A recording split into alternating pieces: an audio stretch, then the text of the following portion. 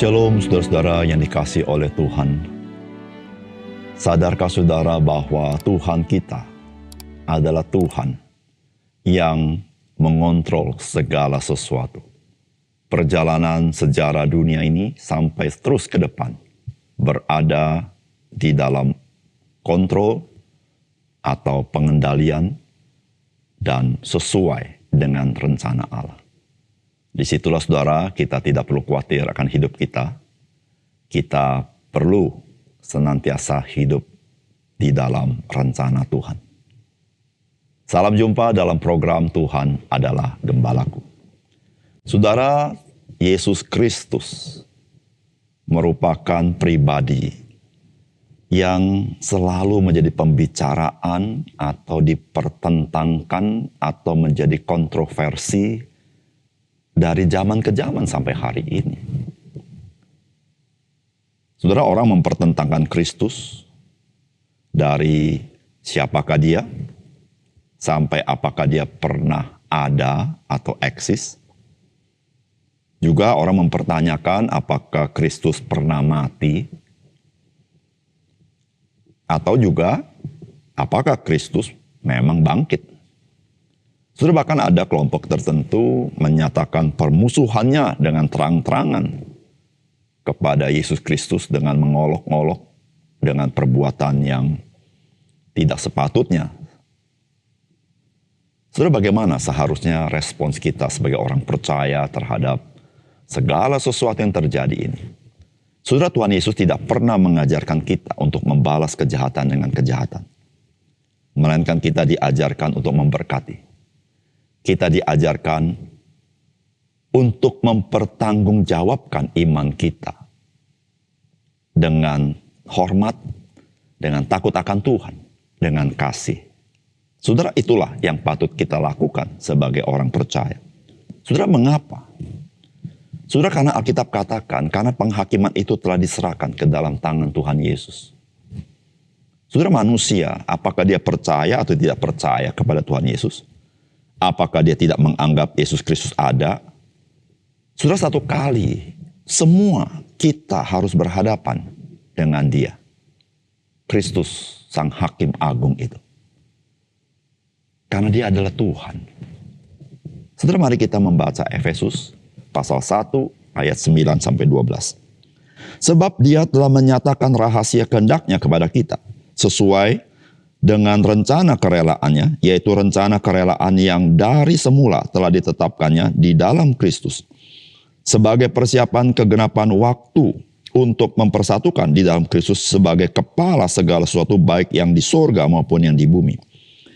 Aku katakan di dalam Kristus, karena di dalam dialah kami mendapat bagian yang dijanjikan, kami yang dari semula ditentukan untuk menerima bagian itu sesuai dengan maksud Allah, yang di dalam segala sesuatu bekerja menurut keputusan kehendaknya, supaya kami yang sebelumnya telah menaruh harapan pada Kristus boleh menjadi puji-pujian bagi kemuliaannya. Saudara yang dikasihi oleh Tuhan, bagian firman Tuhan yang kita baca memberitahukan bahwa sebagai orang-orang percaya, kita adalah orang-orang yang diberkati oleh Tuhan. Karena Tuhan menyatakan rahasia kehendaknya kepada kita di dalam Kristus. Saudara, seluruh perjalanan dunia ini, seluruh manusia, bahkan segala sesuatu ciptaan Tuhan, harus berjalan mengarah kepada Yesus Kristus. Dialah yang menciptakan segala sesuatu, dan tidak ada sesuatu pun yang jadi tanpa dia ciptakan. Dan saudara, bukan itu saja. Segala sesuatu pada akhirnya harus mengarah kepada Kristus.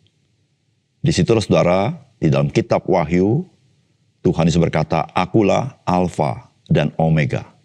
Akulah yang mula-mula dan yang terakhir. Saudara, dia yang memulai segala sesuatu. Dia juga yang menyelesaikan segala sesuatu. Saudara, apakah pesan firman Tuhan bagi kita? Saudara, yang pertama, saudara, Kristus adalah Tuhan atas seluruh ciptaannya.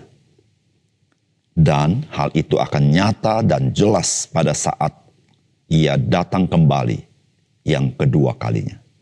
Saudara, firman Tuhan berkata, sebab ia telah menyatakan rahasia kehendak-Nya kepada kita sesuai dengan rencana kerelaannya, yaitu rencana kerelaan yang dari semula telah ditetapkannya di dalam Kristus, sebagai persiapan kegenapan waktu untuk mempersatukan di dalam Kristus sebagai kepala segala sesuatu, baik yang di sorga maupun yang di bumi.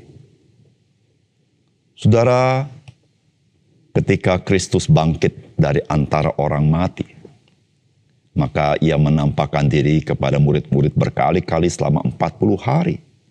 Dan pada bagian-bagian terakhir sebelum ia naik ke surga, maka ia menampakkan diri kepada mereka dan berkata, segala kuasa berada di dalam tanganku, di surga maupun di bumi. Saudara, itu yang Tuhan Yesus katakan 2000 tahun yang lalu. Saudara, hari ini kita melihat dunia seperti ini. Mungkin saudara ada di antara kita bingung dan heran. Apa yang Tuhan Yesus maksudkan? Segala kuasa atau otoritas ada dalam tangan Tuhan 2000 tahun lalu. Tapi hari ini seakan-akan Kristus tidak mengontrol segala sesuatu. Saudara yang dikasih dalam Tuhan. Ketika Tuhan Yesus berkata demikian. Memang betul dialah yang memegang otoritas itu. Namun kita masih di masa anugerah, di mana saudara otoritas yang Tuhan nyatakan adalah otoritas rohani, di mana Dia datang untuk mencari orang berdosa, yang dimaksudkan adalah orang-orang pilihannya untuk menyelamatkannya. Di situ saudara kita melihat otoritasnya, kedaulatannya, kuasanya, sehingga seorang bisa diselamatkan semata-mata karena kasih karunia Tuhan. Saudara, Tuhan Yesus juga mengajar kita berdoa dengan mengatakan, datanglah kerajaanmu, jadilah kehendak-Mu di bumi seperti di sorga. Saudara, hari ini kita melihat dunia seperti ini. Bagaimanakah kerajaan Allah itu nyata di tengah dunia ini? Saudara, Tuhan Yesus pernah berkata, di Matius 12 ayat 28. Tetapi jika aku mengusir setan dengan kuasa roh Allah, maka sesungguhnya kerajaan Allah sudah datang kepadamu. Saudara, hari ini kita bisa melihat kerajaan Allah itu secara rohani. Yaitu Kristus, Dia sudah datang, Dia telah melaksanakan misinya. Dan Roh Kudus telah diberikan. Maka saudara-saudara, kuasa rohani itu nyata di dalam pelayanan orang-orang percaya. Di mana kuasa si jahat dikalahkan. Banyak orang dimenangkan, dilepaskan dari kuasa dosa, dilepaskan dari kuasa si jahat.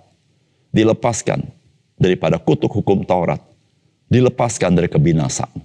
Saudara, itulah kuasa otoritas rohani Yesus Kristus. Saudara, apakah cukup sampai di situ? Saudara, di dalam surat Efesus ini, maka saudara diberitahukan bahwa Tuhan sudah mempersiapkan segala sesuatu sampai 1 kali genap. Bahwa segala sesuatu ciptaannya akan dipersatukan di dalam Kristus yang adalah kepala segala sesuatu. Yang dimaksud adalah Dia berotoritas dan berkuasa. Raja di atas segala raja. Itu adalah ketika Kristus datang kembali. Saudara yang kasih dalam Tuhan. Sebagai orang percaya kita bersyukur. Kita berjalan bukan tanpa arah. Arah hidup kita adalah kepada Kristus. Dia adalah juru selamat kita.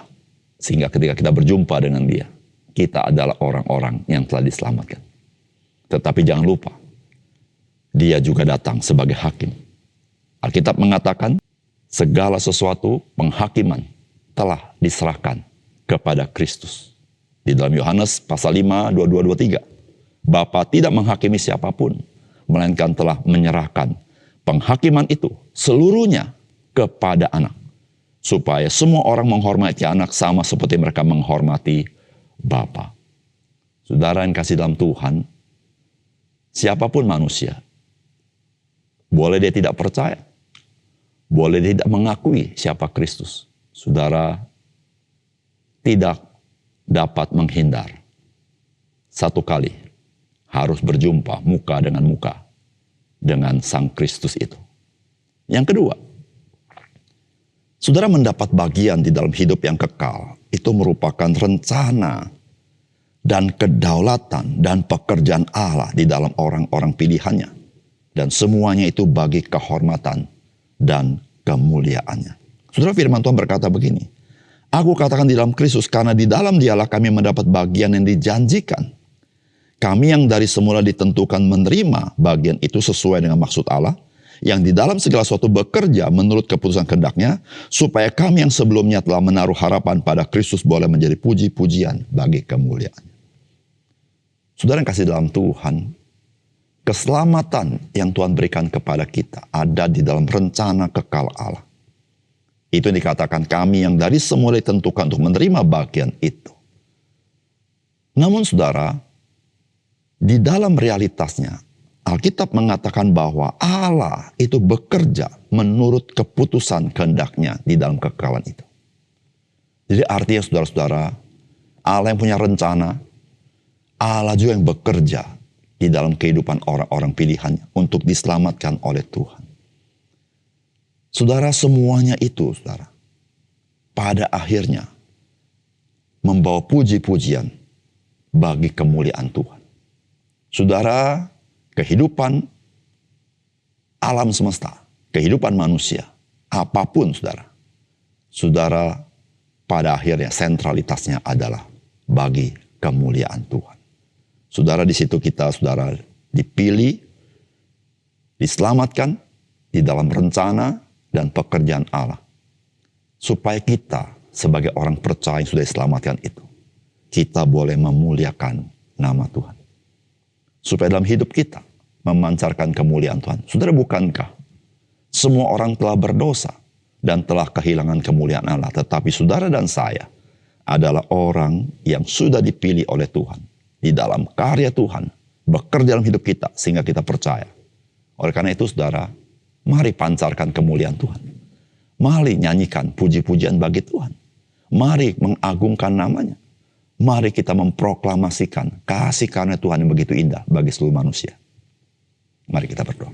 Bapa surga, terima kasih untuk kebenaran firman-Mu yang sangat ajaib yang Tuhan berikan kepada kami, sehingga kami sangat diberkati. Kami yang tidak tahu apa-apa, tetapi Tuhan nyatakan melalui firman bagaimanakah dunia ini berjalan. Terima kasih Tuhan. Dalam nama Tuhan Yesus kami berdoa. Amin.